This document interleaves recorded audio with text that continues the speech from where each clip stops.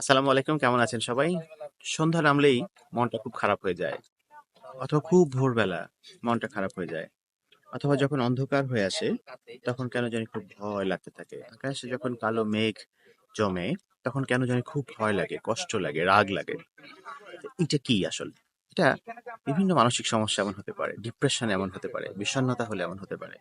আবার অনেক সময় দেখা যায় যাদের অ্যাগোরাফোবিয়া থাকে তাদের না একটু অন্ধকার হয়ে গেলে কেমন বদ্ধ লাগে, দম বন্ধ লাগে, আতঙ্ক লাগে, পেট মোচড় মেরে ওঠে। সেরকম হতে পারে।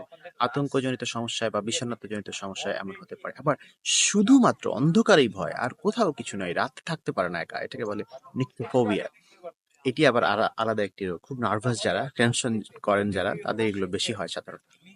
যে কোনো ধরনের ফোবিয়া বা এই ধরনের অবসাদ, আতঙ্ক থেকে মুক্তির উপায় হচ্ছে যে যেখানে বেশি ভয় লাগছে সেখানে অল্প অল্প করে নিজেকে নিয়ে যেতে হয়।